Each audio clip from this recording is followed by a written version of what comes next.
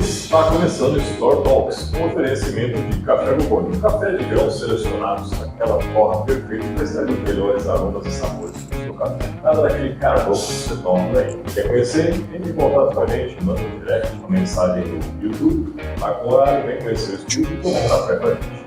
Hoje falando de política com a professora doutora Ilna Toledo Augusto, doutora em Sistemas e Garantias Fundamentais, mestre em Direito pela Unimed, especialista em Direito do Trabalho e Processual do Trabalho, coordenadora e professora do curso de Direito da Universidade Anhanguera. Professora, doutora, prazer pelo convite, pelo Store Talks, Felipe, Cleiton. Espero que a gente consiga debater, falar sobre direitos políticos hoje. É um assunto que vai ganhando proporção, volume, e eu gostaria de contribuir de forma técnica aqui hoje. A gente agradece, principalmente porque o programa é para isso, para trazer informações para você aí que está do outro lado da câmera, né? Escolher melhores candidatos nas próximas eleições, com as municipais chegando logo aí, né? Entender um pouco da regra do jogo para não cair em armadilha também, né? Exatamente. Mas antes de começar, manda os recadinhos aí. Recado. Sacanagem.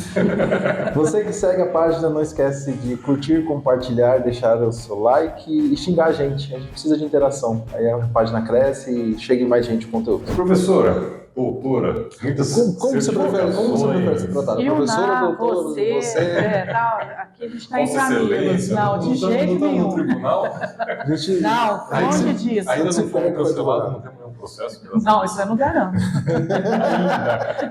Política entrou, acho que na vida do brasileiro mais intensamente, né, nas últimas eleições aí, por conta de polarização, e muita coisa se diz, muita coisa é o famoso fake news que nós estamos falando tanto hoje, que sempre existiu, né, só não era um termo em inglês. Qual que é a sua visão sobre tudo isso, em termos de Brasil mesmo, ou até em termos de município, que você acaba falando de municipais? A gente veio num processo de comunicação que foi se alterando. Antes nós tínhamos apenas as redes de TV e as rádios que eram concedidas principalmente pelo órgão principal, que era a União, que dava concessão para as rádios, e elas sempre monopolizaram a informação. Então eu tinha o jornal escrito, eu tinha a TV e eu tinha a rádio fofoca, né? E a rádio, né? E todas elas, exceto a fofoca, que sempre foi monopólio do Estado de entregar essas cartas, né? Nós passamos por períodos muito drásticos, né, e nebulosos, principalmente na época do AI-5, né, em 64, que foi o auge do golpe militar, em que doutrinadores, artistas, muitos deles foram até expulsos, exilados do país, né? Quando a gente tem a Carta de 1988, a nossa Constituição, existe um remodelamento dessa estrutura midiática de comunicação. A gente tem também o tal do surgimento da internet. A internet tem, inicialmente, como tudo novo, é uma terra sem lei, começa sem lei, e está tudo certo ser sem lei, até porque não existe algo que a gente possa regulamentar que ainda não existiu no plano físico. Então, a internet chega e cria um novo ambiente que não é controlado pelo governo, não há controle de conteúdo e todo mundo vira fonte. E esse todo mundo vira fonte, os políticos e aqueles que querem ser candidatos se aproveitaram, não só do rádio, televisão e jornal, que era um principal fonte de custeio das campanhas, agora de forma gratuita, como nós estamos em rede, podemos falar e dizer o que quisermos, claro, hoje com alguma regulamentação daquilo que é ou não importante para um determinado canal. Então, todo mundo hoje virou fonte de conhecimento. O que acontece com esse movimento de democratização dentro da política? Evidentemente que a democratização ela vai se valer desse instrumento, na verdade é um instrumento de informação, e vale tudo. E esse vale tudo nasce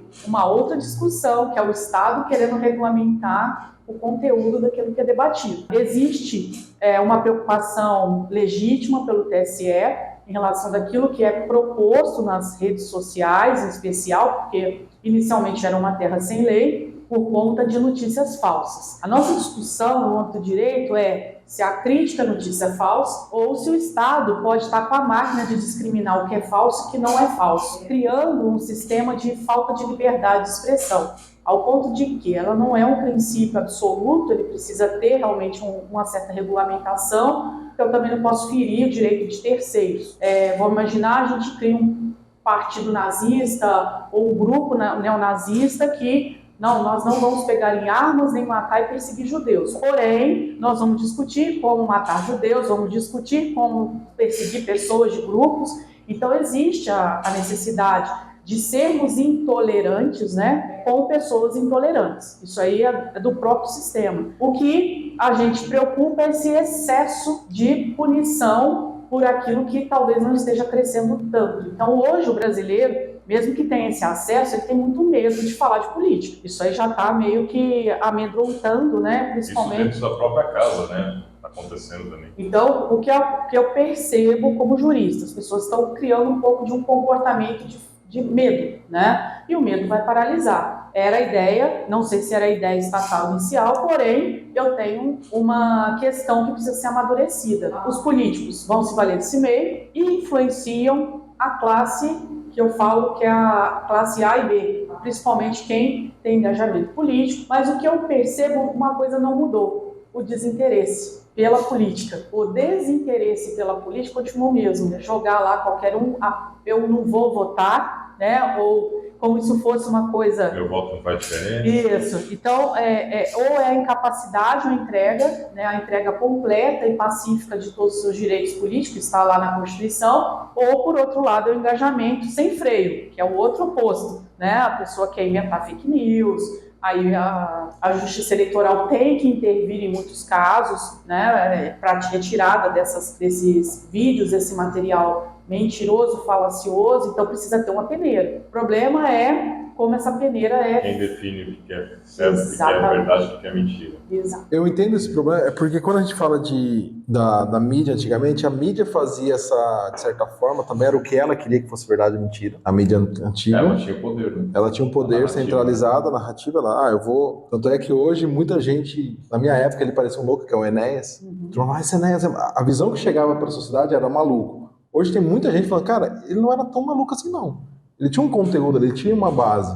Mas os memes que já existiam naquela época, de outra forma, o Enéas bombava. E isso é muito delicado, né? Eu fico pensando no que você está falando, porque, de fato, a internet, o fogo é muito rápido, então a mentira, ela espalha muito pólvora. rápido, Então, né? tipo, o mal já está feito. Como que eu puno e como que eu evito? Mas se eu colocar para a rede social validar, eu tenho uma pessoa lá atrás que ela vai escolher o discurso que é do viés dela. O que é importante, que a gente tem que eu falo sempre para os nossos alunos, é o seguinte: não existe um sistema à prova de tudo e nem perfeito, porque está sempre em construção. Como é que eu vou falar de internet há 15, 20 anos atrás com o Enéas? Eu não conseguiria falar nada sobre esse assunto. O sistema tem que ser melhorado, aperfeiçoado. Isso aí está claro. Como eu vou aperfeiçoar o sistema? E aí entram as questões que o Legislativo traz, principalmente no âmbito federal, como a gente vai regular, fazer o Marco Civil da Internet. Já trouxe, né, a lei do Marco Civil da Internet, já trouxe turbilhão das pessoas achando que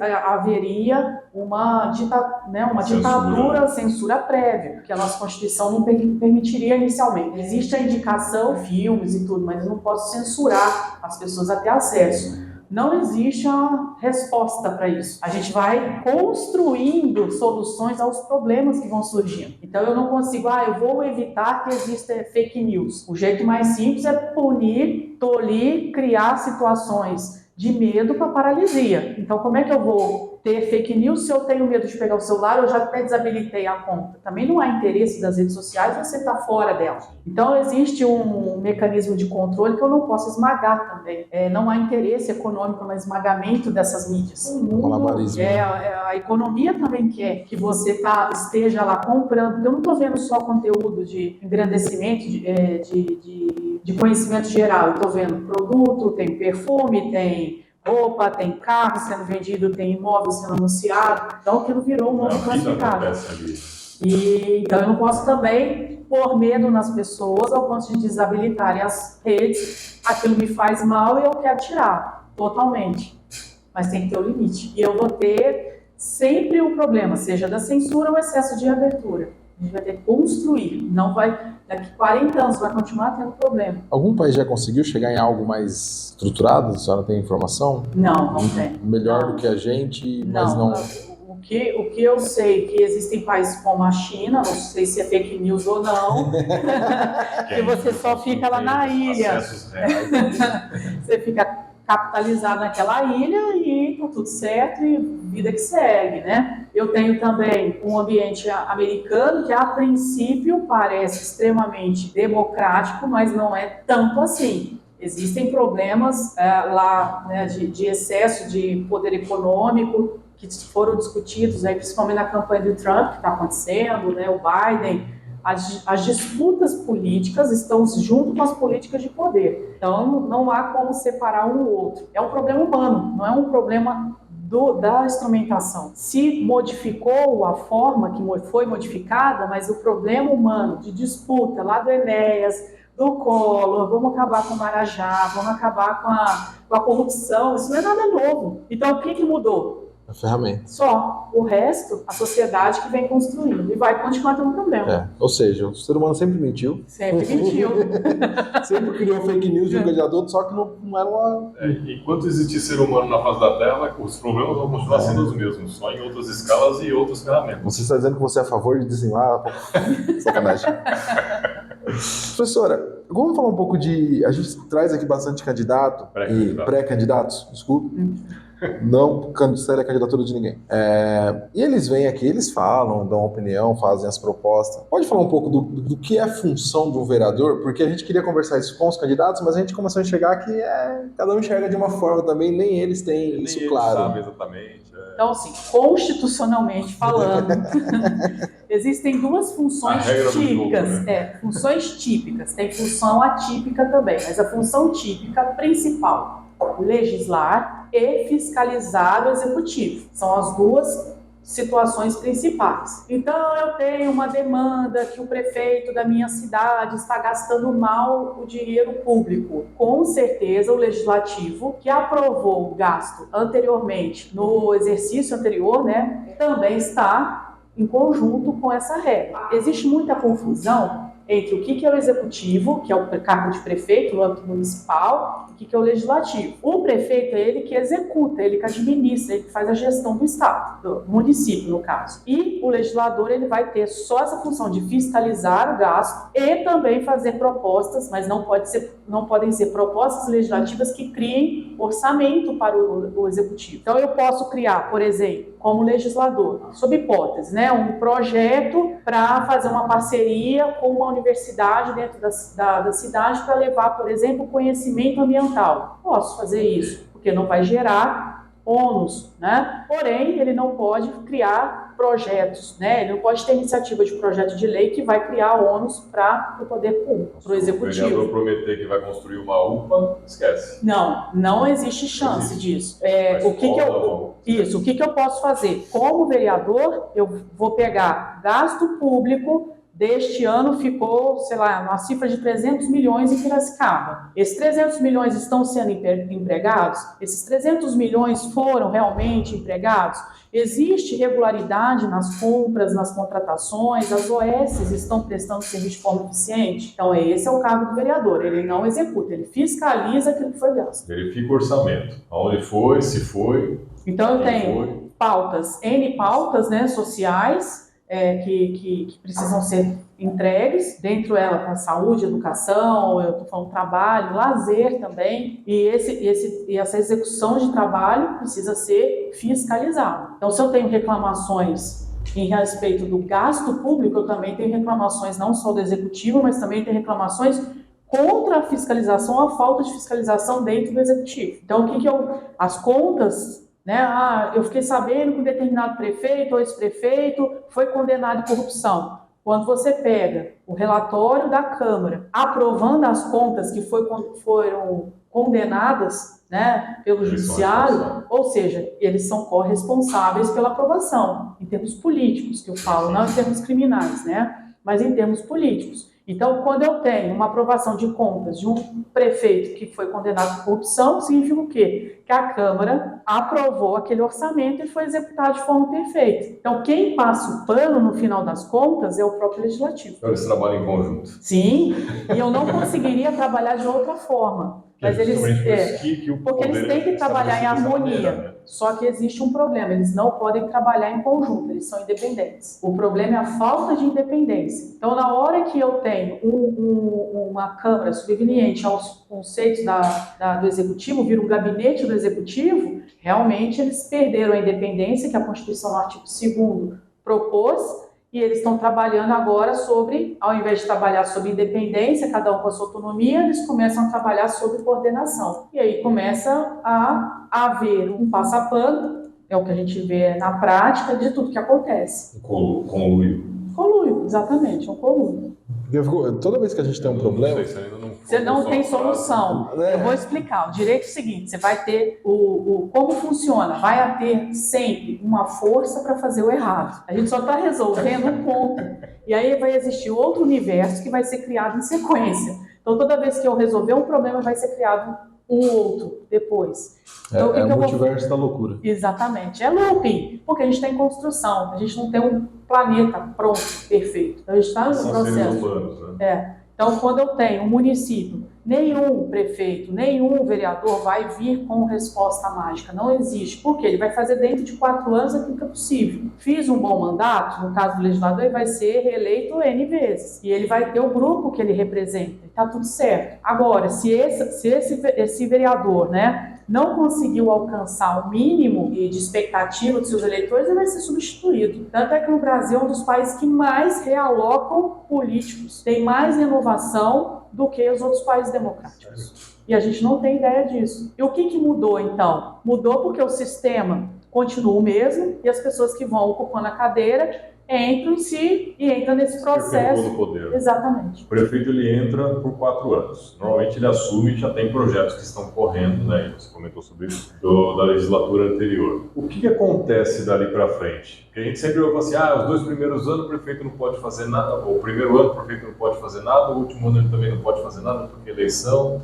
mas ele pega projetos anteriores e aí ele decide se ele pode decidir se esse projeto continua ou não. Existe é obrigado a continuar? Como funciona essa questão toda? Existe muita confusão em relação a isso, tá? Os primeiros 2 anos, realmente, são os 2 primeiros anos que ainda vai ter a cara do prefeito anterior. O terceiro ano, o prefeito não tem como dar desculpa mais. Ali já é o orçamento e os projetos dele, é a assinatura dele. Não tem como não ser. Os projetos, eles são plurianuais, né? Exatamente. Eu tenho projetos de 4 anos, tenho projetos de gasto, só para o pessoal entender. Tenho projeto de gasto de 4 anos, tenho projeto de gasto nos últimos 2 e eu tenho projeto de gasto no ano seguinte. Mas isso não é algo assim, se acontecer uma enchente, igual foi no Rio Grande do Sul, não posso fazer nada? Isso é mentira, porque eu tenho dispensa de licitação, eu tenho como fazer uma calamidade pública sendo aplicada, e aí muda toda uma estrutura, tá? Mas tem que ter uma ferramenta forte para aquilo. Mas tem ferramentas que você consegue utilizar. Isso, ferramenta jurídica, uma intervenção no município. Vamos imaginar o seguinte, o município X não está gastando o mínimo em educação e saúde. O Estado pode intervir nesse município. Então, existe mecanismo para a coisa acontecer. Resumo, os 2 primeiros anos ainda é o trabalho do prefeito anterior. Ele pode ser retirado, não vou gastar mais com isso, fazer modificações ou melhorias, mas o gasto vai ter que ser entregue conforme foi o legislativo anterior também propôs. Então não foi o prefeito que trocou. Na verdade, a Câmara entendeu que o melhor projeto era daquela maneira. Foi aprovada a legislação gasto público por ela. Então, no terceiro ano, já não há possibilidade do prefeito falar que eu estou embolado com o prefeito anterior. Isso não existe. É mandato atual. Exatamente. Então, desde o primeiro momento, situações que não envolvam principalmente gasto público, que é só gestão, zeladoria da cidade. O que eu estou falando? Cortar grama, deixar a cidade limpa, esse problema de zeladoria, o gasto já está entregue. Agora, está sendo cumprido? Tem fiscalização? As empresas que ganharam a licitação estão sendo cobradas? Os contratos das empresas que ganharam as licitações estão sendo fiscalizados? Então, tudo isso vem com o mandato atual. Não adianta falar que é coisa do passado. Eu vou na minha rua, está bem varrida. Eu vou no posto de saúde, está lá com tudo em cima, está tudo resolvido, organizado. Então, existem situações que não necessariamente são gastos, são realmente questões relativas à gestão pública.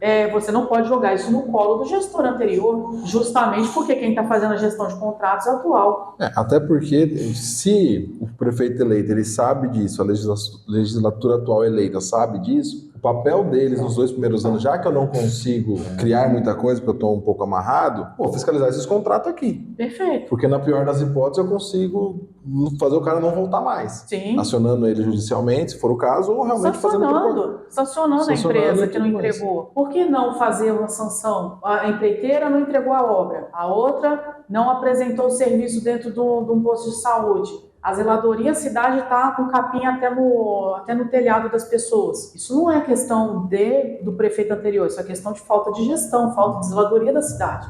Isso é muito grave. Então, o abandono que muitas cidades sofrem é justamente porque usam esse discurso, por causa dos 2 anos lá, para não fazer nada, ou para se manter. Algo que é interessante para o novo prefeito. Você comentou da saúde, né? Teve outros políticos, outros não, que passaram por aqui pelo programa e comentaram do teórico problema, que eu vou falar teórico porque não vivencio aquilo, mas ouvi reclamação de um lado e ouvimos também pontos positivos por outros lados, né? Da Vila Cristina. Né? Isso. Alguém comentou que realmente é um problema, aquela parceria público-privada não está funcionando, ficou pior do que estava. Se ficou realmente pior do que estava, quais são os dados que precisaria ter para encerrar esse contrato? Se é possível encerrar esse contrato. Ou não, isso aí é uma fake news que estão gerando porque teve melhorias e é um ponto específico que está causando uma deficiência de atendimento ali. Por isso existe a fiscalização, que é feita pelo legislador. Então, teoricamente, se o vereador chega aqui pra gente, isso é muito legal vocês saberem, porque é uma forma de vocês pegarem o cara... aquela parceria público-privada não deu certo. Tá, e por que você não denunciou o contrato ainda? Tribunal de Contas, para quem não sabe, Tribunal de Contas do Estado, ele tem site aberto e você pode fazer denúncia o tempo que quiser, da sua casa, precisa ir em São Paulo, Campinas, para fazer uma denúncia. É interessante. Então, o cidadão que se sente incomodado, tem o tcesp.gov.br, que você consegue lá num campo fazer denúncia de má gestão da saúde. Então, com a denúncia, o Tribunal de Contas, inicialmente vai abrir um procedimento para averiguação e vai ter resposta. A Câmara trabalha também pedindo explicação sobre a falta de atendimento e tem que ter o retorno. Então ele manda o requerimento ou manda um pedido de explicação, porque é o dever de fiscalizar, e tem a devolutiva. Então não existe a possibilidade de uma pessoa falar que simplesmente somos 2 anos, vou esperar mais 2 para começar o trabalho. Existe espaço político de gestão nesse período também. E realmente, o vereador que fala que não fez porque só fala que está ruim e não fez nenhum requerimento jurídico a respeito disso, aí a gente, até onde que isso é só um movimento para se arrebanhar votos, ou realmente uma questão de preocupação legítima para que seja melhorado. A gente tem que analisar isso. Né? Mas é que o problema é que a gente tem, eu estou pensando aqui, os vereadores fiscalizam o prefeito, o executivo, e a população fiscaliza os vereadores. Talvez a falha está aqui. Esse eu não pressiono. Todos têm, mas no fim, tudo passa por fiscalizar o trabalho do outro. Na verdade, nós somos criados para ser dedo duros.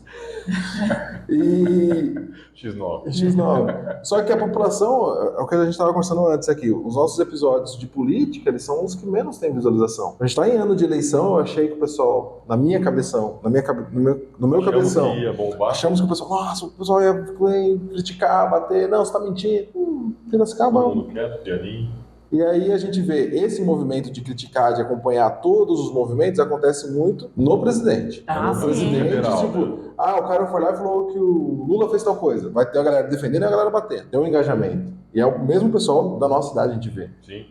Todo mundo tem grupo de WhatsApp de família, de bairros, e tem lá o pessoal compartilhando, que falaram do Lula. E o vereador que você votou, o que ele está fazendo? E o prefeito? E aí?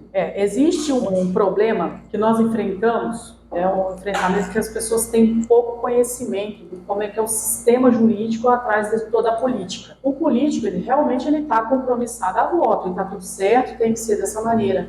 senão ele não consegue entrar no poder, e está tudo bem. A questão é a assessoria técnica. Quando eu faço uma moção, seja de apoio, de repúdio, para uma pauta que é federal, o que está buscando o legislativo? Ele está buscando o quê? Holofote. Ele não está resolvendo o problema do município. Nós moramos no município, nós não moramos no estado, nós não moramos na União Federal, nós moramos no município. No município existem pautas que são daqui, que é de competência do prefeito, competência da Câmara de Vereadores, né, a Câmara Municipal.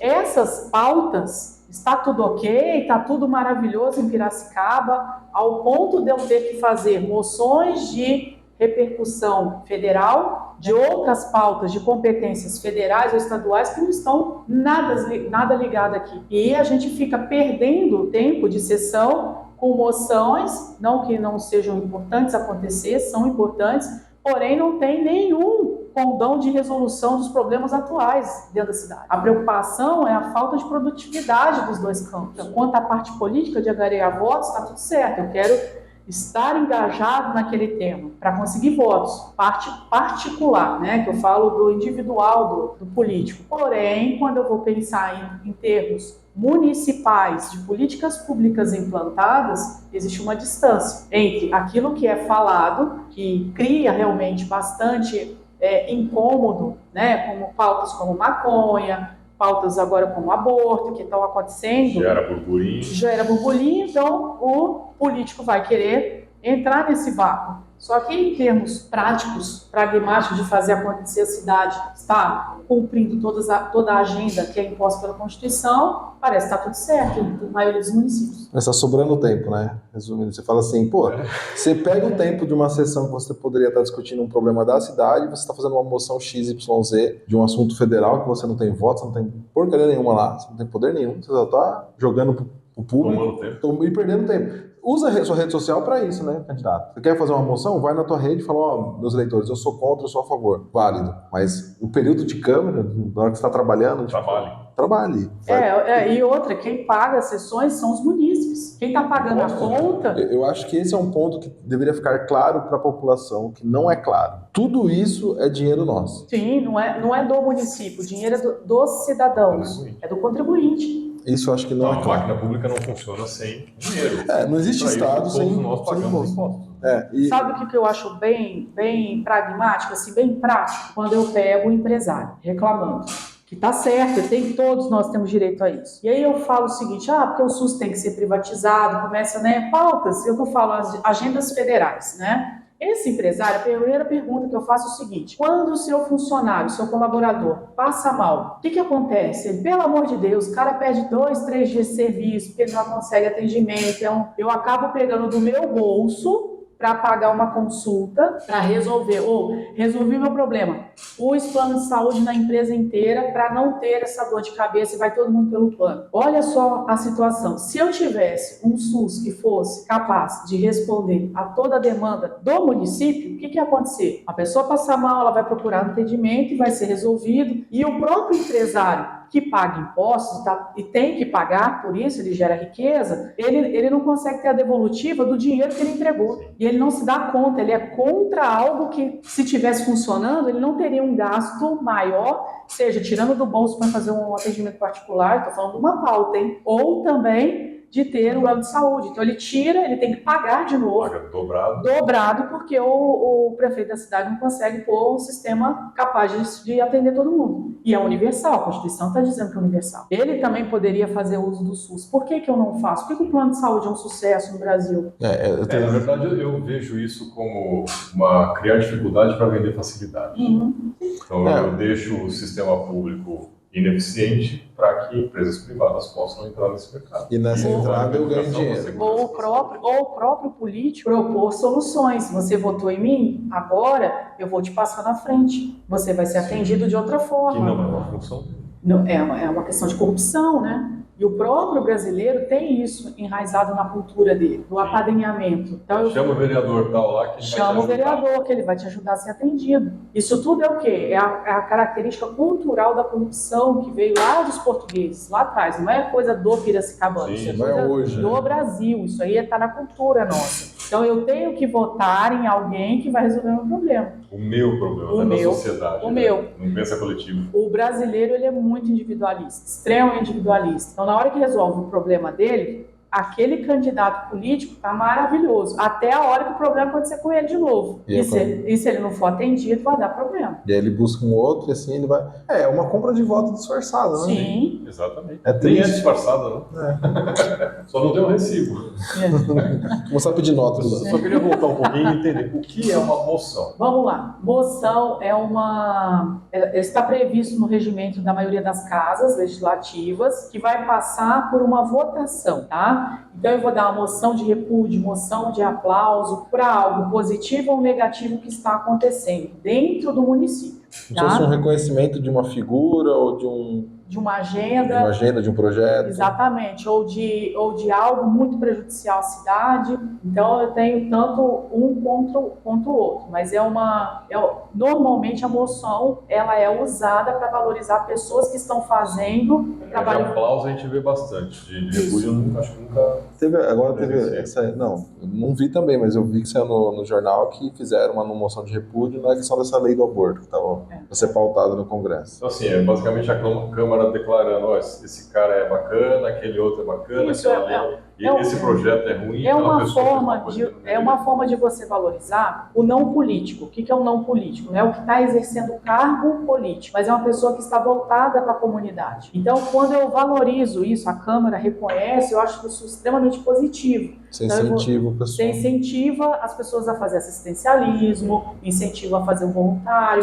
Isso também é importante para um sistema tão complexo igual o nosso. Então, a moção ela tem sua função. O que me preocupa é a moção está sendo usada para coisas não municipais. Aí que dá o problema. E também em excessos, né? Como a gente estava falando, toma tempo da Câmara. Porque eu lembro que eu acompanhava, quando eu ainda estava fazendo faculdade, quando eu voltava da faculdade ainda estava passando as sessões da Câmara.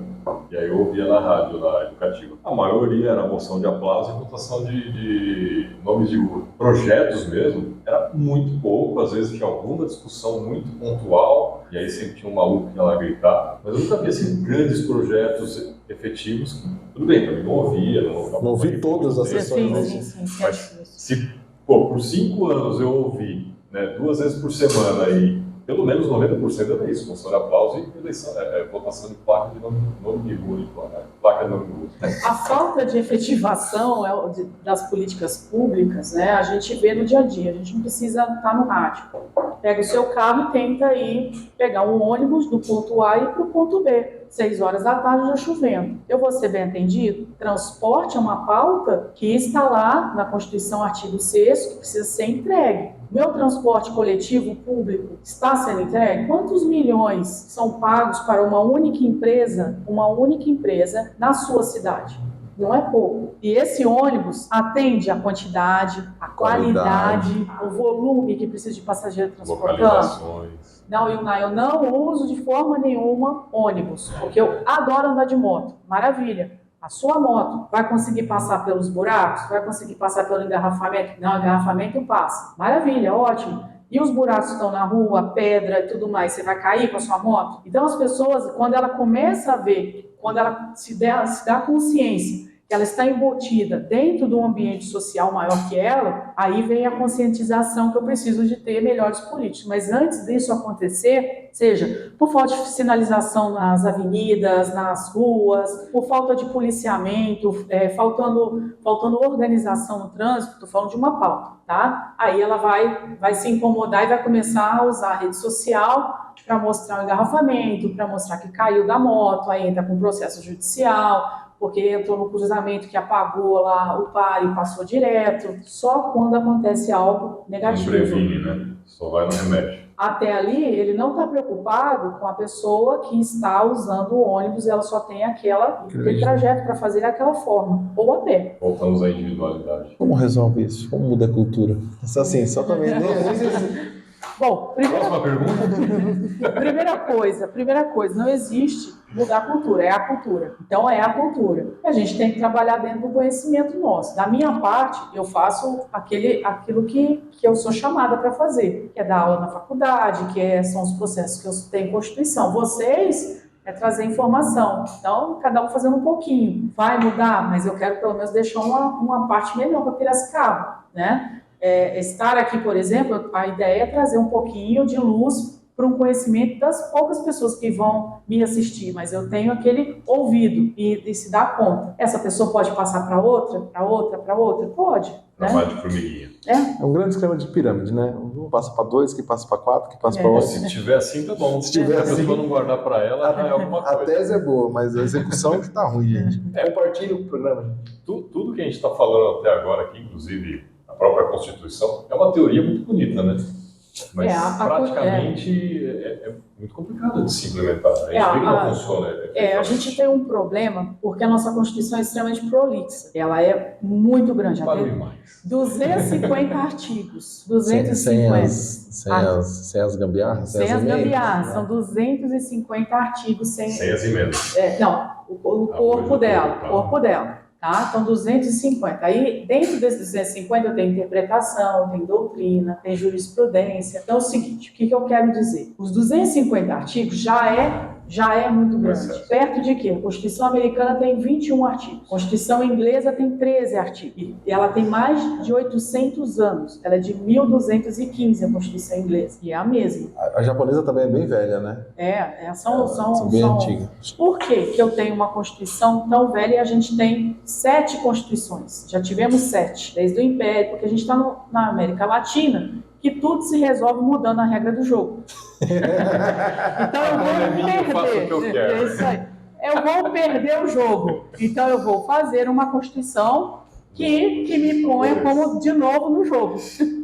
Entende? Então, assim, as regras eleitorais, inclusive, elas acompanham esse sistema. Quando eu vou perceber que um determinado grupo precisa desaparecer, vou criar um projeto que vem trazendo, que são feitos pelo Legislativo, que vai destruir meu adversário. Então, não é só no âmbito político do voto. O voto é só uma fase. Eu tenho a fase pré-eleitoral, que a gente está vivendo agora, mas para eu ser hoje candidato, o que eu preciso? Preciso estar elegível, né? A depender do cargo, eu também tenho que ter idade. No caso do vereador, 18 anos, de prefeito, 21. Para presidente, são 35 anos. Então, eu tenho que ter a idade. Não ter condenação criminal com trânsito em julgado. E agora eu posso ser candidato. Maravilha. Desse candidato, agora eu tenho que passar nas convenções partidárias. Os partidos que fazem o controle da democracia. Felipe, você é um excelente candidato, você é maravilhoso, mas você não está no nosso esquema. O que vai acontecer na convenção? Fora. Você não vai participar. Não, você é um candidato que já roubou, já não sei o quê. Nós gostamos de você, fulano. Então você vai passar aqui nas convenções, não vai nem aparecer outra pessoa para competir pelo cargo. E aí os partidos políticos que fazem o controle, particularmente o partido político que propõe uma pessoa que já foi condenada por corrupção, de novo no páreo, o que ela está fazendo? Está endossando. Está endossando. Então, quem faz esse controle são os partidos políticos. Então, se eu tenho poder e voto, esse poder e voto tem valor dentro do partido. Você está no partido que tem isso como lema, poder e voto. E esse poder e voto vai levar de novo à manutenção do partido. E vai essa bola. A parte da população votar é só mais um processo. Então, no meu cardápio do eleitor, ele vai ter lá 2, 3, 5, 8 candidatos. Maravilha, nenhum me representa, não vou votar. Sabe o que vai acontecer? Você está facilitando a vida dos partidos políticos de não ir votar. Mas por quê? Porque esses votos são descartados e as pessoas... E as pessoas se acham que mais de 50%... vai ter novas urnas. Não é desse jeito. É só voto válido, né, que conta. Exatamente. Se tivesse só a família do candidato, quem tiver a maior família ganha, no fim das contas. Se ninguém for votar, quem tiver a maior família ganha. Exato. Então, o que eu preciso fazer? Eu tenho que entender quem é o partido daquele candidato. Então, eu entendo que as pautas partidárias... O que é partido? É parte de alguma coisa. Na hora que eu escolho um partido que tem um viés mais liberal ou um viés mais conservador, eu já estou escolhendo o candidato partidariamente. E ele vai entregar aquele fala assim, nossa, aquela pessoa já tem um monte de processo crime, condenado em todas as instâncias, conseguiu eliminar, esse partido está apoiando esse candidato e põe ele de novo no jogo. Não está falando que você vai votar nele, mas eu tenho só o seguinte, você não vai comer, você gosta de churrasco? Vocês gostam de comer o quê? Eu gosto de Pizza, massa. churrasco. Então vamos lá, pizza e churrasco. Eu tenho pizza e churrasco, mas aqui eu não vai ter pizza e churrasco, que vai ter salada para você escolher ou sopa.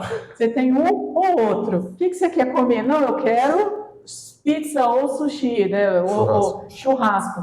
Não tem. Tenho só os dois. Então eu vou ficar com fazer greve de fome. Então, mas não vai adiantar. Porque amanhã vai ter fome de novo, você vai ter que escolher. Você vai ter que aceitar o que tem.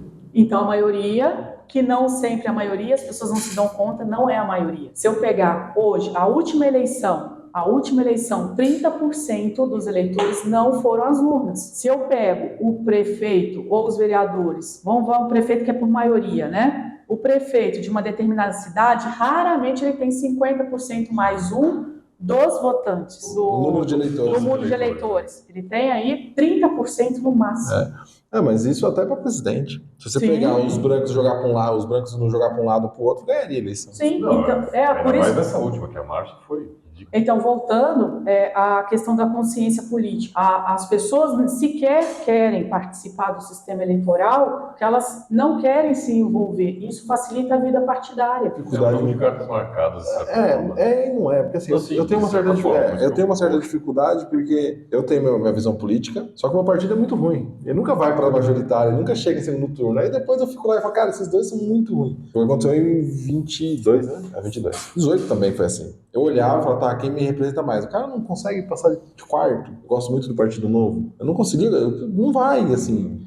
Eu converso com as pessoas na mesa do bar, falo, olha, esse partido é legal. Os caras falam assim, para de ser chato, fala de política, fala de caralho. Então, mas não vira um voto. Mas o que acontece? Você vota pelo coletivo. Então, por que você quer descartar o seu voto? Voto no primeiro turno, justamente para isso. No primeiro turno eu sempre voto. Taca lá, no segundo turno que eu fico triste. O segundo turno é o segundo, não é a sua escolha, aí é a salada. Aí é salada. É a salada. Mas aí eu tenho uma dificuldade muito grande eu não consigo escolher, eu fico sem comer. Então, é aí que tá. Você não escolher o que... Aí você vai comer o que te enviar. Então, mas isso é ruim. Você, no segundo turno, é obrigatório escolher um candidato. O que eu falo? Não facilite a vida. Não facilite a vida partidária. O cara tem que suar para entrar. Então, não existe uma forma, através dos votos, de anular uma eleição. Não. Isso é uma fake news na internet. E aí o que acontece? Vamos dizer que o fulano ganhou. Ou a fulana. Fulano ou fulano ganhou. Alguém ganhou. O candidato X ganhou. Maravilha. Quer dizer que ele vai tomar posse. E agora eu tenho outro poder, chamado Justiça Eleitoral. Quem vai conferir as urnas, que é mais uma fase, lembra que é um processo? Vai conferir, vai falar assim, fulaninho ganhou agora para prefeito e os vereadores foram os fulanos. Agora eu vou passar por um processo de diplomação. A Justiça Eleitoral vai ver se ele cometeu crime eleitoral no período, abuso do poder econômico. Então não quer dizer que ele, ganhando, ele vai levar. Beleza. Depois da posse, que é dia 2 de janeiro, o que vai acontecer? Agora mudou, né? 5 de janeiro, salvo engano, né? 5 de janeiro. Eles tiraram mais tempo de férias agora. Mais tempo de férias, o que vai acontecer? Após a posse, ele já pode ter 15 dias para fazer a impugnação dessa posse. Eu descobri hoje que ele comprou, levou o pessoal de van para fazer voto, entregou telha, bota, só vê essas provas agora. É um sistema em que a população só vai participar de uma fase. A fase anterior, ela é toda partidária e a fase posterior, ela é completamente embutida pelo judiciário. Quer entrar em polêmica? Porque assim... Desde que não gaste o réu primário, a gente pode ir tudo. Vamos lá. Agora tem uma situação que você está falando a questão do partido, das condenações e tudo mais. E quando você chegou aqui, você fez um comentário sobre a condenação do Lula, especificamente. Não, eu não comentei do Lula. Falei da condenação, que eu falo que o partido tem... Ele traz o perfil que ele entende. Não, mas no... Que volta ele pro jogo. Essa questão de voltar, o processo do Lula, você acha que ele... Entendeu? Tipo, ele é... Porque assim, ficou-se um limbo onde a gente não sabe quem é fora do meio, a gente não sabe se o Lula foi condenado, ele era culpado de fato, foi tudo certo, ou não foi tudo certo e Ele realmente... foi condenado e descondenado pelo tribunal. Esse condenado e descondenado tá certo, tá errado, até onde é fake news, até onde é salada. Vamos lá. Então, eu não vi o processo. Tá. Então, eu vou te Baseado falar em informações de sites, de lugares que a gente confia. Tá. O que aconteceu no processo Lula? Ele foi condenado até a segunda instância, passando pela terceira, foi erroneamente preso em segunda instância. Por que erroneamente? O que eu entendo que é errôneo? Porque as pessoas só podem ser presas a partir do momento que tiver uma condenação criminal transitada e julgada. É por isso, tá? Está na Constituição. Então, como estava em segunda instância, ele não poderia ser preso. Ficou lá aquele período. O Supremo entendeu na época que ele poderia ser preso em segunda instância e depois, com o mesmo argumento, falou que ele não poderia ser preso. O mesmo Supremo. Aí já ficou difícil. Isso. Se o cara quer para digitar a regra e fica mudando, aí... Então é o seguinte, ele foi até... É o juiz da regra, né? Então, o que aconteceu? Chegando no Supremo Tribunal Federal, o processo foi arguído a suspeição do juiz que condenou essa pessoa, Lula, tá? Essa suspeição gera nulidade. O que é gerar nulidade? Eu não posso, eu tenho direito constitucional a ser julgado por um juiz imparcial. Isso está na Constituição, não é para o Lula, é para todos nós. Todos nós. Na teoria. Então, na teoria, todo mundo tem que ser imparcial. Então, esse juiz foi reconhecido pelo órgão máximo do judiciário que ele foi parcial, ele era suspeito. Quando, não é para o Lula, para qualquer caso, quando o juiz é declarado suspeito, tudo aquilo que ele praticou vai ser anulado. Não é que ele foi descondenado. Isso aí foi movimento de mídia. Política. Tá? Política midiática. Então, o que aconteceu? O processo voltou para a estaca pré-denúncia. Aí decidiram que ele teria que ser, o foro competente seria Brasília, né? Quando foram propor novamente um inquérito para apurar os mesmos fatos, porque a gente anulou esse processo criminal inteiro. De forma correta, o que aconteceu ali? Como o Lula tem mais de 70 anos de idade, a prescrição cai pela metade, isso está na lei, não foi nada criado por ele, tá? Cai pela metade, todos os crimes foram prescritos. Então não pôde abrir de novo uma denúncia. Isso que aconteceu. Todo esse, vamos brincar, né? Todo esse rolê de desgaste foi simplesmente para falar que aquilo não valia. Mas é interessante e complexo, né? Porque cria uma insegurança jurídica muito grande. Porque a prisão em segunda instância, ok, muita gente debate sobre, pode, não pode, mas foi questionado antes da eleição de 18 se poderia prender em segunda instância. E o juiz maior falou... Entendia-se que sim. E o juiz maior falou assim, não, tá expulso, tá certo. Aí tem a eleição e depois ele fala, não tá. Cara, tipo, você criou um problema monstruoso. Porque o Lula competindo em 18 seria outro cenário, outra dinâmica. Com certeza, com né? certeza. Ele voltando agora foi outra dinâmica. E eu vejo um outro problema também, eu não sei se existe uma forma de lidar com isso, né, punindo quem cometeu esse erro, porque é um erro. Se você está dizendo que na Constituição não se permite prisão em segunda instância, e o cara foi lá e falou, não, pode sim. Eu decidi agora que pode. Isso. No Supremo Tribunal Federal, eles estão trabalhando ali de forma livre. Eles têm independência para formar convicção. Então não existe, igual a gente falou, tem 250 artigos da Constituição. Ela pode ser lida de várias... Não, se colocar aqui, a gente já não é só a literal. Não é uma régua literal. Exemplo máximo. Está lá na Constituição, artigo 226, parágrafo 3º. Sempre falo desse. Casamento entre homem e mulher. Está lá na Constituição. União estável vai ser reconhecida e valorizado aí o casamento, a conversão em casamento. Homem e mulher. Como é que eu tenho casamento homoafetivo no Brasil? Com essa Constituição escrito literalmente que é homem e mulher, porque teve um entendimento do Supremo Tribunal Federal, que foi provocado através de uma ação de uma associação do Rio de Janeiro, LGBTQIA+, e que entendeu-se que essa parte dessa população não poderia ser marginalizada. E também tem outro artigo lá, o artigo 3º, que fala que nenhuma pessoa vai ser de forma nenhuma discriminada dentro do nosso país. Então, a mesma Constituição, ela pode... ela se contradiz. Ela não é uma contradição aparente. Ao mesmo tempo que eu tenho a liberdade de expressão, eu também tenho no mesmo artigo 5º a honra das pessoas, a honra de não ter dano material, moral das pessoas, a dignidade das pessoas. Então, no mesmo artigo 5º, eu tenho os dois princípios. Você pode falar o que quiser, mas você não pode ofender. Até pelo excesso de artigos. Né? E quem que vai definir isso? Supremo Tribunal Federal em última instância. Então, quando ele fala pode prender ou não pode prender, ou pode soltar, ou põe maconha, tira maconha, põe aborto, tira aborto, o que está falando ali? Eles estão, naquele momento, daquela sociedade, entende que o homoafetivo teria que se casar. Ou teria o direito de se casar. Exato, daqui 20 anos a gente está falando de trisal, casal poliafetivo. Hoje talvez não passaria, mas daqui 10, 15 anos a gente falar de poliafetividade, de trisal, que para quem não conhece é grupo, casamento com 3, 4 pessoas, né? Uma mulher já dá trabalho.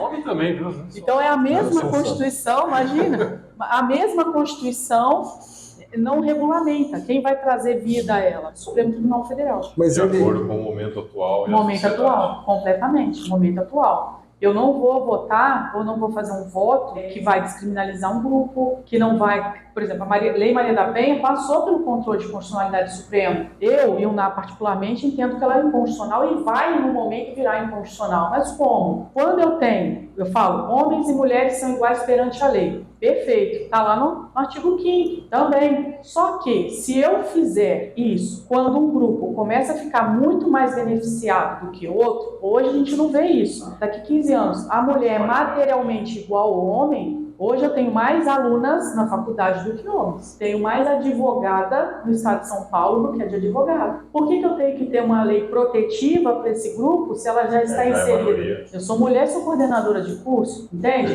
Então, quando eu tenho uma sociedade que vai progredindo, se eu tenho uma lei Maria da Penha, o que vai acontecer em sequência? Se homens e mulheres são iguais, o ativismo masculino, com o tempo e com essa desigualdade, também vai fazer ativismo e pode essa Lei Maria da Penha ser declarada inconstitucional lá na frente. Então, nada está construído e hermético, é assim, ponto. Vai ser sempre questionado. Dinâmico conforme a sociedade. Exato. Vai mudando. Não, até faz sentido isso, eu concordo. Eu acho que o excesso de artigos dá muito atrapalha nisso, né? Dá. Por isso Porque que isso- comentou, né? 21 nos Estados Unidos, 13 na Inglaterra. Sim. Mas eu vou fazer aqui advogado de ar, tá? Eu vou justificar. Nós estávamos saindo de um movimento de golpe militar e precisaríamos de uma estabilidade política para poder estabelecer a democracia, pelo menos inicialmente. Tentar. Estão tentando segurar o negócio, né? Mas o que eu fico incomodado com o judiciário nesse aspecto é isso, assim, tipo, eu entendo essa mudança periódica, né? Você fala assim, pô, a mulher vem numa situação, tem a Maria da Penha, e daqui, a Maria da Penha tem quantos anos já, sabe de cabeça? 2006, né? 8 anos. Não, eu acho que é 2006, né? Daqui 15, daqui 50 anos, quando a Maria da Penha completar 50 anos, beleza, a mulher se estabeleceu, eu usei essa lei para igualar e agora que parou, ou até passou a mulher para superior. Sim. Beleza, agora ela cai por terra. 50 anos no processo. Sim. Agora, em 4, mudar de opinião, eu acho muito perigoso. Ah, sim. O que a gente vê? A lei de cotas, né? Cotas também foram o mesmo problema. A cota para pardo, preto, índio nas universidades. PPI, né? Preto, pardo, Exato. indígena. As cotas inicialmente também foram muito combatidas. Chegou à perfeição? Imagina, acho que a lei de cotas de 99, se a lei de cotas que nasceu, salvo engano. Estamos muito longe disso. Quando a gente fala de inclusão dos PCDs, o que eu estou falando? Isso tudo são minorias, tá? Sim. Então, os PCDs, eu não consigo hoje pegar 25% da população é PCD. 25%. Eu pergunto. 25%. Só 1/4 da população tem algum tipo de debilidade. Então, eu falo para os meus alunos, cadê os 25% de PCDs dessa turma? Onde eles estão? Escondidos dentro das casas, não integrados. Então, precisa ter uma lei para poder trazer igualdade? Sim, por enquanto. Mas quando essa turma tomar consciência, entrar, ser integrado, e eles conseguirem as mesmas propriedades de uma pessoa que não tenha o PCD, a gente tem que rever a lei. Mas não é do dia para a noite, isso é um trabalho de formiguinha, de anos, né? O que eu tenho mais dificuldade com esse tipo de situação é assim, é que o Brasil é um balaio de gato. Porque assim, por exemplo, a lei de cotas, ela tem lá 30%. Você vê isso na sala hoje, em aula? Com a tua experiência, tem 30% de preto, pardo e indígena? Não tem. Não seria a hora de começar a olhar outra ferramenta? Não, e até porque nesse caso específico ainda é subjetivo. Porque você pode se declarar e não ser. Acontece o cara branco que se autodeclara, que aí tem um que é afrodescendência, que é mais complexo. O pardo, que também é um limbo, né? A gente É um não sabe limbo. que era um... Eu não sei, eu tô falando que eu sou 10 para 6. Então não tem como a gente definir o que é o pardo, né? E aí, São um critério subjetivo. Aí eu vou medir pela minha régua. Eu me considero pardo. E aí teve um moleque mais escuro que eu, que passou em medicina, um caso recente, e aí o conselho da universidade falou que ele não era pardo. Eu falei, então eu também não sou, agora eu fiquei perdido, nem eu sei mais como me declarar, porque é muito complexo isso. É complexo. A autodeclaração, porque eu não tenho um fenótipo só, né? Seja dessas... Né? A miscigenação no Brasil é muito absurda. Então, isso vai... É o problema de um país que a gente copia muita coisa americana. Nos Estados Unidos, a lei antirracismo, o apartheid na África do Sul, são lutas muito mais pontuais, muito mais a céu aberto. No Brasil, a gente teve um processo de miscigenação muito grande desde o início. Então, a gente não era incomum, por exemplo, a gente ver grandes escritores que eram filhas de escravas, que fazia curso em Portugal e voltava, escritores que são pardos ou mulatos, na época era chamado de mulato, só que ele nunca participou do poder. Só que a miscigenação no Brasil, quando os europeus vieram também, em especial aí os italianos, os espanhóis que vieram para a região, aqui principalmente, eu tenho uma outra cultura enfiada com aquilo que já estava acontecendo dentro do Brasil. E se misturou tudo. Eu não tenho como dividir. Agora, nos Estados Unidos, havia banheiro negro, banheiro de branco. Eu tinha ônibus de negro, ônibus de branco. Bairros inteiros separando. Exatamente. A gente agora nos Estados Unidos, a gente foi visitar um museu do trem. E o vagão da frente era para fumantes, só brancos, e o vagão de trás, que não podia fumar. Só negro. Isso aí. O negro não tinha direito de fumar. É isso aí. Então, o que acontece? Quando a gente pega essas importações, essas culturas, que a gente está imergido num planeta global,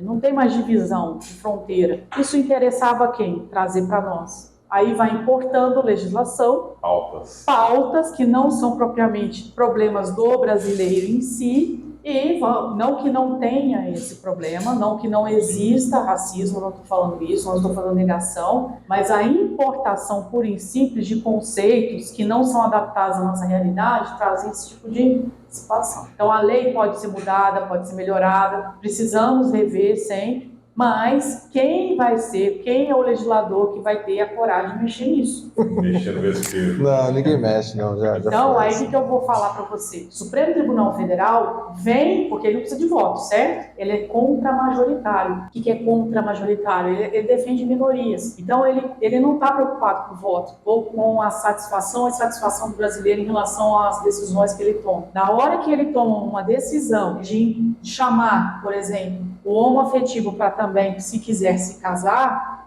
na verdade, o que ele está fazendo? O legislador não teve peito para reconhecer esse casamento homoafetivo, mas o judiciário conseguiu fazer esse papel. Então, muitas vezes o legislador e o executivo ficam de braços cruzados esperando que o judiciário, o Supremo Tribunal Federal em especial, venha fazer um serviço político para eles não perderem voto.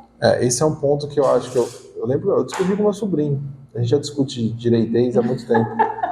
E a gente estava debatendo, a gente estraga churrasco de família, vocês não têm ideia. Porque os dois, é engraçado. Tá todo mundo em volta da churrasqueira, a gente vai conversando, a pessoa vai se afastando, fica só eu e ele falando. Espalha montinho do montinho. E na época. Enquanto tá espalhando, tá bom. O problema é quando cria dois grupos e aí cada. E a gente começar a se matar. Mas a gente conversou muito sobre isso na época que equiparou homofobia a racismo. Certo. E aí ele falava, não é papel do STF. Eu falei, então, o legislador não fez porra nenhuma. Tem uma galera gritando, ninguém pauta. Porque assim, uma coisa é, pautei e perdi. Ok. O problema é que na época, nem o pessoal, vamos dizer que isso é uma pauta de esquerda, né? Vamos pôr bem aspas aqui. Mais progressista, uma pauta mais progressista. Isso. E aí na época que pararam a homofobia ao crime de racismo. O legislativo, ele simplesmente não quis entrar nessa discussão. Não vai. E aí o PSOL, esse foi um processo do PSOL na época, ele levou pro STF. O STF decidiu. E aí os deputados de direita ficaram putos. O STF não pode passar por cima do nosso poder. O filho não pauta essa bosta e ganha no voto, porque aí pelo menos a minoria perdeu. Mas, até o pessoal que é mais conservador tinha medo de pautar isso. É o caso do aborto agora. Sim. Por que foi parar isso no Supremo Tribunal Federal? Porque eles não querem votar a respeito. Eles não vão votar. E aí é uma pergunta que eu fiz pro Cleiton uma vez, que eu já ouvi, não é uma pergunta Mas o silêncio do legislativo também não seria uma resposta contra Com isso? certeza, simbolicamente é uma resposta. Mas qual que é a resposta que a população vê? Que o Supremo Não Tribunal tô fazendo. Federal está fazendo o quê? Um trabalho que não é dela. E Isso aí? não é verdade. Está lá no artigo Sim, isso que eu ia 102, perguntar. no artigo 102, que quem é o guardião principal da Constituição? O Supremo Tribunal Federal. Eu não gosto dos ministros do Supremo Tribunal Federal. Perfeito, tem todo o direito de não gostar. Mas o serviço que ele faz é contra a maioria. É para isso. É para A isso. função dele É a função dele. Então, nossa Constituição, ela é uma das mais famosas em Portugal, até na América. Eles estudam nossa Constituição justamente por conta dessa característica de ter um poder, que são 3 poderes internos, que não é político, essencialmente político, ele é técnico também. Aí vem um outro fator também que eu gosto de provocar, e aí normalmente eu provoco o bolsonarista. Eu gosto de irritar os dois lados, assim, porque... Ele gosta de ver... Apaga fogo com gasolina. Ele gosta de ver o circo pegando fogo. Eu né? acho, é que assim, eu gosto de irritar, eu acho que só minha função social é essa. Porque aí tem um outro fator, né? Eu não gosto do STF, por exemplo. Eu não gosto do STF, eu não gosto dos ministros. Eu não gosto dos ministros, né? São coisas diferentes. O bolsonarista fala assim, não, os ministros do STF... Vai cancelar, vai querer eliminar o poder aí. Vão derrubar nossa live. Precisa de uma ditadura. Eu não gosto dos ministros do STF, por exemplo. Normalmente você escutou muito isso de 18 até 22, que foi o ano do Bolsonaro, 19 a 22. E aí eu falava, tá, qual a ferramenta que existe? Existe a ferramenta do impeachment do ministro. E aí eles não pautaram também. Aí eu falo assim, pô, então se você, população, você tá puta com os ministros, porque segundo o seu político de estimação, são os ministros que atrapalham a governabilidade. Por que ele não pautou o impeachment? Perfeito. E aí a pessoa, tipo, não, mas é que o ministro... A resposta que a gente tem diretamente é que tá rabo preso. Então, porque essa é a conclusão que eu chego, porque eu falo assim, pô, se eu sou bom o suficiente, que eu não tenho crime, eu não tenho como, não cometi nada. Pelo menos não consegui provar ainda. Não consegui provar. Pauta a porcaria do negócio, que aí de novo Sim. vai ser uma situação em que, pô, perdi porque a maioria dos candidatos é do jogo. democrático, né? Perdi. Mas nem pautar eles tiveram. Isso que eu fico mais puto, vocês não tiveram nem a coragem de pautar. O petista tinha que estar muito puto com o Lula, porque tem muita coisa que ele não pautou no período que ele teve como mandato, tributação de grandes fortunas, ele nunca pautou. Quem cogitou foi o Guedes. Então eu falo assim, vocês têm que começar a conversar. E o bolsonarista também, tipo, você tem que estar puto com o Bolsonaro, que ele não teve peito para colocar em pauta. Olha, eu faço um recorte do seguinte, o sistema jurídico, fala assim, é uma barca. Então essa barca, ela vai ser enchida por todo tipo de espécie de animais e também vai ter lá o comando, certo? Então eu vou ter um comando. Na hora que eu tenho um comando, eu tenho limitação. Para que serve a Constituição? Para limitar o poder dos governantes. Não posso fazer o que eu quero, eu posso fazer aquilo que a Constituição me permitiu. Então, vou falar que é o leme. Eu não posso falar assim, agora nós somos um Estado de esquerda e esquece de direita, ou ao contrário, de direita e somos de esquerda. Porque está lá na Constituição que a gente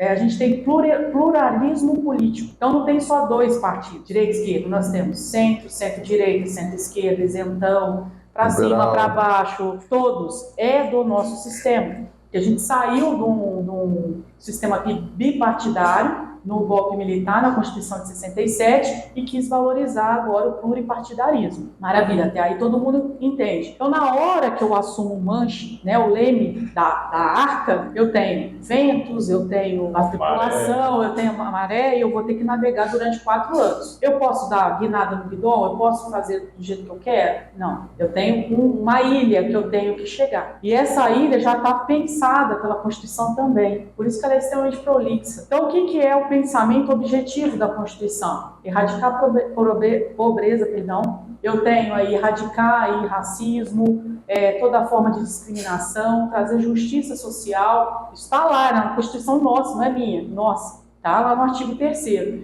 Então a gente está perto ou longe dessa ilha? Eu entendo que a gente está melhor do que já foi ontem, mas talvez eu não sei se eu acho que essa arca afundou. Então o pessoal vai dando de braço. Então o que eu tenho? Nós hoje estamos na, salvo engano, 8ª economia do mundo. Ainda falta muita coisa a ser feita, não há dúvida em relação a isso. Porém, quando a pessoa assume, seja qualquer âmbito, federal, estadual, municipal, ela tem o quê? limite. O governante não pode fazer o que ele quer, ele tem que fazer aquilo que pode ser feito, dentro da legalidade. E é um limitador de poder. Então, na hora que eu gostaria de resolver o problema da saúde da minha cidade, é uma pauta, é para ser feito, mas como eu vou fazer isso? Vou fazer mais concurso público? Vou encher lá de médico, enfermeiro, todo mundo bem pago. Eu tenho orçamento para isso tudo? Eu consigo pagar? O meu orçamento da minha cidade chega? Porque eu tenho uma lei de responsabilidade fiscal que fala que eu não posso passar de 49% daquilo que eu arrecado em folha de pagamento. Então, na hora que eu estouro aquilo, o Tribunal de Contas vem arrebentando com tudo. Então, tudo isso é maquinado, não a liberdade que nós temos de fazer o que queremos, né? Eu vou na minha casa, pinto de qualquer cor.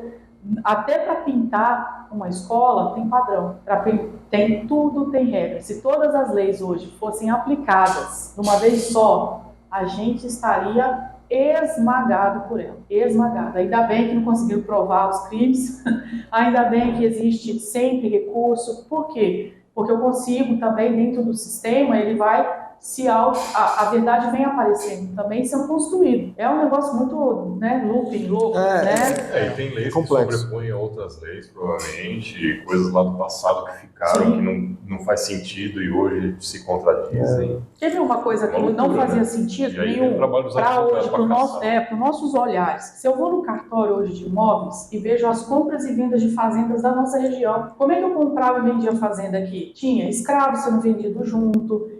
Você imagina, pego um contrato desse e vou lá hoje fazer um registro disso, eu vou ser presa. Só que isso lá em 1890 era do game e tá tudo certo, a gente era um estado escravagista. Agora eu vou falar que eu vou vender umas fazendas com escravo? Classificado, tinha escravo lá, né? Então era a coisa. Então por que eu estou falando isso? O sistema não está construído, não há como construir, não tem resposta para tudo. A gente consegue fazer hoje. Então, voltando aqui no Supremo Tribunal Federal, por que o Supremo Tribunal Federal precisa decidir algumas pautas? Ou põe para ele decidir algumas pautas? Porque o legislador não vai assumir o REG. Ele não quer esse tipo de polêmica. Não quer se comprometer, não quer perder o voto. Então aí, de novo, pessoal, você tem que cobrar o teu político, não ficar enchendo o saco da STF. Sim, mas é certo porque, isso. Tipo, mas esse é um problema, porque a gente... Não adianta reclamar no Twitter. Porque assim, adianta que você faz uma pressão no teu político, pelo Twitter. Talvez adiante porque você vai engajar uma população, mas você tem que juntar essa população e fazer não. Mas o problema é que as pessoas se apaixonaram pela figura. E aí quando a figura contradiz o que você acreditou que ela faria, você prefere fazer um malabarismo mental sim. do que falar assim, eu errei. Porque para admitir que tá errado é difícil, né? Sim. Uma outra coisa assim, que eu gosto muito de estar comentando, quando a gente vota, que é uma fasezinha pequena, né, dentro desse processo gigante, dentro dessa, a gente trabalha com representação. Então é o seguinte, eu dei uma procuração em branco para uma pessoa, ou seja, eu confiei naquela figura. Se ela chegar lá e chutar o pau da barraca, ou ela tinha um discurso que eu queria que tivesse esse caminhar, mas esse caminhar, ela mudou de sentido e, vamos dizer, foi para a banda podre, ou começou a terrorizar, perder um pouco a mão, que seja, eu não tenho mais como fazer, porque eu voto só daqui 4 anos depois. Então, o teu papel é daqui 4 anos não votar mais nele. Exato, não voto nele, vai perder voto. E a outra coisa que a gente tem que pensar muito claramente, a pressão popular, a mídia, ela é extremamente importante, não abrir mão disso, porque a pressão de poder, né? Para a gente poder pressionar politicamente os políticos, né? Se a gente tem essa facilidade, eu acho que temos que usá-la. Porém, aquilo não vai servir além de pressionar politicamente. Ou engavetar um projeto de lei, ou engavetar pedido de vista, um processo para poder ganhar tempo. Então, são questões que vão sendo levantadas com as chuvas na arca, né, com tempestade e o mar revolto, você espera passar para pegar algum sentido. E tem coisas que não vai ser decidida nunca. Tem processos no Supremo Tribunal Federal que estão lá engavetados ainda. Não sei se vai sair agora. Também é uma questão de interesse deles, né? De achar o que faz mais sentido para eles naquele momento. Até porque eles estão muito em voga e viraram personalidades. Existe uma discussão que eu já ouvi sobre isso, né? E nos Estados Unidos, tomando como exemplo, você não ouve falar dos ministros. Quem são os ministros do Supremo dos Estados Unidos? E aqui no Brasil os caras ficaram famosíssimos. Todo mundo sabe quem são pelo menos os principais. Isso também não é um problema? É um problema. O que acontece? A corte americana e principalmente a corte alemã Isso é recente, né? não tem televisão, não tem oitiva de voto, porque eles entenderam pela mídia, principalmente a alemã, tá? Que ela é 100% técnica. Ela não tem político, ela é só juízes de carreira. Qual é a positividade disso? Não é indicação política não, lá? tudo lá é carreira. Qual é a positividade disso? Positividade disso que eu vou ter decisões técnicas. Qual é a parte ruim disso, Ciro? Que só vai ser aplicada a lei a ferro e fogo. Não tem interpretação. Não tem. Tem margem. A marcha é aquela. É típico da cultura alemã. Né? A cultura alemã ela tem essa especificidade. Exatamente. E ela proibiu. É proibido fazer voto, filmagem, reportagem nos votos. A população só tem acesso no dispositivo da sentença. O que é dispositivo? Condenou, absolveu, é para fazer ou não é para fazer. Ponto. Os argumentos eles também não têm acesso? Não, eles apagam. Fica isso no sigiloso. Por quê? Para não reacender a questão. O que no Supremo Tribunal do Brasil fez aqui, do Federal? Além de televisionar, tem leitura de voto, tem internet, tem gente filmando lá dentro, tem camarins... Coletiva de imprensa pós... Exato. Então, o voto virou. O voto que eu estou aqui dando sobre a maconha, por exemplo, isso vai ter voto contrário e a favor. Sabe quando que esse assunto vai acabar? Nunca. Porque eu tenho argumento tanto para condenar ou quanto para liberar. Tá tudo certo. Teve também uma que dividiu bastante a nossa Suprema Corte, foi quando trouxe o livro Mein Kampf, do Hitler, né, para o Brasil. 6-5 foram contra a tradução e a publicação dentro do Brasil, a situação desse material, e os outros 5 foram a favor. Até hoje, a gente lê os votos. Até hoje, eu concordo com os 2 votos da direita, né, contrários e a favor. Tem pontos positivos. E o ponto complexo disso é que na Alemanha é permitido a publicação desse livro. Nos Estados Unidos também. O alemão entendeu que esse livro tem que ser publicado, porque as pessoas têm que ser contadas, porque para que não se repita, senão a gente vai esquecer. E aí aqui, é isso que eu fico puto. Assim, o que o alemão fez? O que os Estados Unidos foram? Quem guerrearam, né? Falou todo o problema. O que eles decidiram? Pode. Então, o que eu quero? Então, mas o problema de copiar algo adaptado ao Brasil, que você sempre vai ter problema de adaptação. Talvez o mais adequado seria o seguinte, olha, não importa como votou. No fim da fritada, a Suprema Corte decidiu. Aí tem que tirar a televisão. Tem que tirar a televisão, tem que tirar tudo. Nós decidimos que isso, mas isso. Olha só também, vou te advogar do diabo. Vamos fazer isso hoje. Vamos lá, vamos apagar a TV e só vamos ter o voto final, a decisão final dele, tá? O que a população vai falar da falta de transparência do voto? Então, estão querendo esconder o que do povo? Eu tenho certeza. Esse argumento porque já ficou cultura. Vender tudo, vamos tá trocando pneu com o carro andando. Mas é que... Ou construindo o carro com ele andando. Sim, no caso do Brasil é construindo, a gente não sai do lugar. Cara, a gente pode ficar aqui o dia todo. Já fica o convite para vir mais vezes. Obrigada, eu que agradeço o convite. É muita informação e acho que é muito relevante. Obrigada, fico feliz pelo convite, poder contribuir. Espero realmente ter contribuído com você que está assistindo aí, porque eu particularmente aprendi. Eu aprendi pra caramba. Muita coisa que a gente debate, né, e os pré-candidatos que vieram aqui falam algumas coisas, alguns têm um pouco mais de conhecimento nessa parte, mas a gente vê que a maioria também está sabendo. Isso é muito surreal. Então fica a recomendação para vocês pré-candidatos assistirem esse episódio. Porque eu fiquei feliz, porque tem muita pessoa boa vindo, mas tem muita gente desconectada. O que também a gente não pode ter um pensamento agora chamando a atenção um pouco elitista. E que é elitista, né?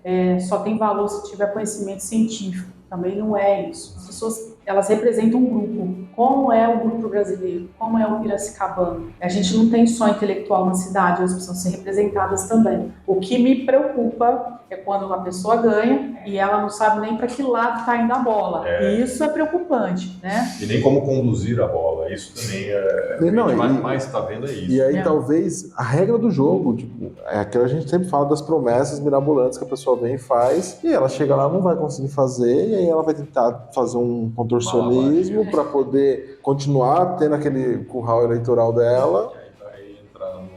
E aí ela entra no esquema. Aí a gente vê, por exemplo, proposta de baixar o preço do botijão de gás, que não é da competência Proposta para ter pena de morte, coisa que não tem nem possibilidade, nem o deputado, o senador, nem o presidente pode pôr. Exato. Então, assim, tem pautas abortistas, pró-aborto, contra o aborto. Maconha também.